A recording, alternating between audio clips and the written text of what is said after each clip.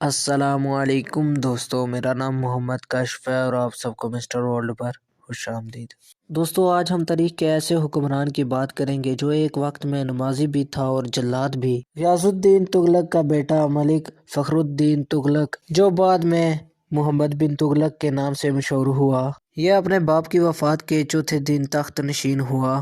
دوستو، اس سے پہلے کہ ہم ویڈیو کو آگے بڑھائیں، آپ ہمارے چینل کو سبسکرائب کر دیں۔ تخت نشین ہونے کے 40 دن بعد وہ تغلق عباس سے دہلی آیا اور بادشاہ کی دہلی آمد پر اس قدر روپیہ پیسہ اس پر نچھاور کیا گیا کہ بھکاریوں نے بھیک مانگنا بند کر دی تھی۔ محمد بن تغلق کا شمار اس دور کے عظیم ترین لوگوں میں ہوتا ہے۔ اس کے دور میں عالم فاضل لوگوں نے اس کے دربار کو اپنا مسکن بنا لیا کیونکہ یہ بہت سخاوت رکھتا تھا، اور اس نے اپنے دور میں بہت سے دواخانے اور غریبوں کے لیے رہائش گاہیں بھی بنائیں۔ یہ تقریر میں مہارت رکھتا تھا اور فارسی اور عربی زبان میں اس کی تحریریں اعلیٰ ظرف کا نمونہ ہوتی تھی۔ تاریخ اس کا پسندیدہ مضمون تھا۔ یہ کمال کی صلاحیتیں رکھتا تھا۔ یہ انسان کو دیکھ کر ہی اندازہ لگا لیتا تھا کہ یہ انسان اچھا ہے یا برا۔ حافظہ بھی اس کا کمال کا تھا۔ یہ اپنے دور حکومت میں بھی مطالعے میں ہی مصروف رہتا۔ فن طب سے بھی اس کو زیادہ لگاؤ تھا۔ خاص موقع پر خود مریض سے ملتا اور اس کا علاج کرتا۔ ان خصوصیات کے ساتھ ساتھ قرآن پاک کا حافظ بھی تھا اور یہ 5 وقت کی نماز پڑھتا اور روزے کبھی بھی نہیں چھوڑتا تھا۔ کسی قسم کا نشہ بھی نہ کرتا، نہ جوا کھیلتا اور نہ ہی عیاشی کرتا۔ ان سب اچھی خصوصیات کے ساتھ ساتھ اس میں کچھ بری عادات بھی موجود تھیں۔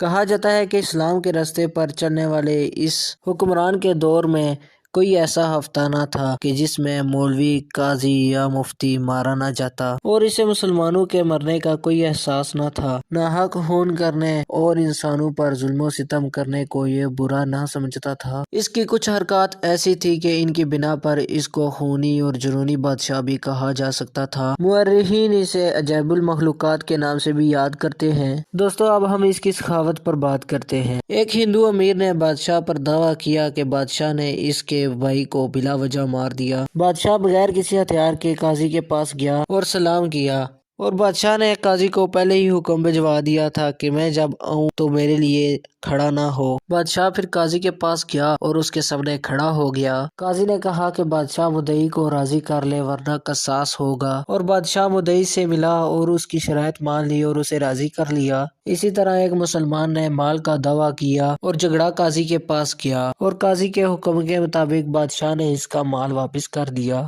اسی طرح ایک امیر کے لڑکے نے دعویٰ کیا کہ بادشاہ نے اس کو مارا ہے۔ معاملہ قاضی کے پاس گیا اور قاضی نے کہا کہ لڑکے کو راضی کر لیں نہیں تو قصاص ہوگا۔ بادشاہ نے لڑکے کو بلایا اور اس کے ہاتھ میں چھڑی دی اور کہا کہ اپنا بدلہ لے لو، اور بادشاہ نے کہا کہ جس طرح میں نے تمہیں مارا تھا اسی طرح مجھے مارو۔ لڑکے نے 21 چھڑیاں بادشاہ کے سر میں ماری، یہاں تک کہ بادشاہ کی ٹوپی بھی گر پڑی۔ دوستو، یہ بادشاہ نماز کے بارے میں بہت زیادہ تاکید کرتا تھا اور کہتا تھا جو شخص جماعت کے ساتھ نماز نہ پڑھے اسے سزا دی جائے۔ تاریخ میں بتایا جاتا ہے کہ بادشاہ نے اسی بات پر ایک بار 9 لوگ قتل کر دیے۔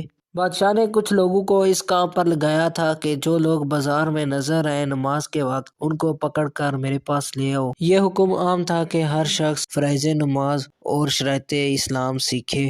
لوگوں سے سوال کیے جاتے تھے، اگر کوئی اچھی طرح جواب نہ دے سکتا تو اسے سزا دی جاتی تھی۔ تمام لوگ بازار میں فرائض نماز پڑھتے جاتے اور کاغذ پر لکھتے جاتے تھے۔ اسی طرح احکام شرع کی بھی سخت پابندی کرتا تھا۔ اپنے بھائی کو حکم دیا ہوا تھا کہ دیوان خانہ میں قاضی کے ساتھ بیٹھ کر انصاف کروائے، اور اس کے بھائی کا نام مبارک خان تھا۔ مبارک خان قاضی کی دائیں جانب بیٹھتا تھا۔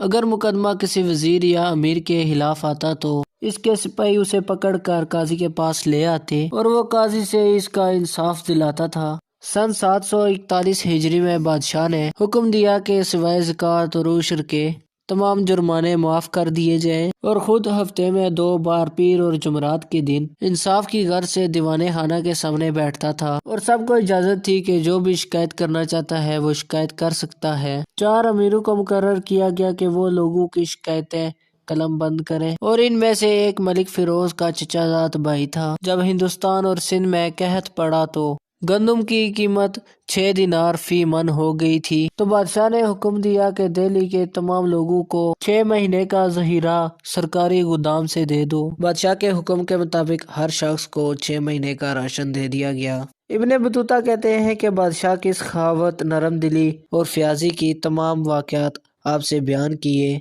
लेकिन इसके साथ ही वो एक हुर्रेज़ी करने वाला शख्स था। ऐसा बहुत कम ही होता था कि कोई शख्स इसके दरवाजे पर कत्ल न किया जाता हो। अक्सर लाशें इसके दरवाजे के आगे पड़ी रहती। एक दिन ऐसा हुआ कि मैं महल में जा रहा था कि अचानक मेरा घोड़ा किसी सफेद चीज को देखकर रुक गया। तो मैंने अपने हमराही से पूछा कि ये क्या है, तो उस शख्स ने मुझे बताया कि ये किसी शख्स के सीने के 3 टुकड़े किए गए हैं। ये बादशाह छोटे बड़े गुनाह पर एक जैसी सजा देता था। ना किसी मुअज़्ज़ज़ शख्स को देखता, ना किसी के इल्म को और ना किसी की गुर्बत को। दीवाने खाना में सैकड़ों आदमियों को लाया जाता, बाज़ को कत्ल किया जाता और कुछ लोगों को अजाब दिया जाता और कुछ लोगों को मार पीट करके छोड़ दिया जाता। इसका दस्तूर था कि जुम्मे के दिन को छोड़कर बाकी दिनों में तमाम कैदियों को दीवाने खाना में बुलाता था। बादशाह का एक भाई मसूद खान था जो कि इसकी दूसरी वालदा से था। इब्ने बतूता बताते हैं कि ये शख्स इतना खूबसूरत था कि मैंने इसका कोई सानी नहीं देखा। इस पर तोहमत लगाई गई कि वो बगावत करना चाहता है। जब इसे दरियाफ्त किया गया तो इसने डर के मारे इकरार कर लिया, क्योंकि इसे मालूम था कि ऐसे जुराइम में इनकार करने वालों को तरह तरह की सजाएं दी जाती हैं। बादशाह ने हुक्म दिया कि बाजार के चौक में इसे ले जाकर इसकी गर्दन उड़ा दो। कत्ल होने के बाद 3 दिन तक लाश वहीं पड़ी रही। इसकी वालिदा 2 बरस पहले इसी जगह पर संस्कार की गई थी, क्योंकि इसने बदकारी का इकरार किया था और काजी कमालुद्दीन ने इसको संस्कार किया था। इसके अलावा बादशाह ने शेख शहाबुद्दीन खुरासानी, जो कि बहुत बड़े आलिम थे और 14-14 दिन बराबर रोजा रखते थे, उनको बेरहमी से कत्ल कर दिया था, क्योंकि उन्होंने इसकी बात मानने से इनकार कर दिया था जो कि नाजायज थी।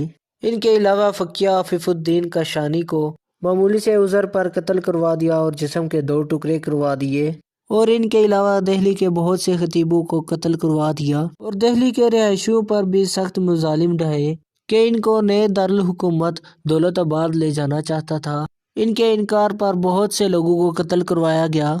इन मुजालिम की वजह से बादशाह ने लोगों के दिलों में अपनी इज्जत खो दी थी। सन 1351 में मोहम्मद बिन तुगलक ठट्टा की मुहिम पर निकला के रास्ते में बीमार हो गया और 1351 ईस्वी में वफात पा गया। इसने 27 साल हुक्मरानी की थी। दोस्तों, उम्मीद है कि आप सबको ये वीडियो पसंद आई होगी। अल्लाह हम सबको ईमान पर कायम रखे। आमीन।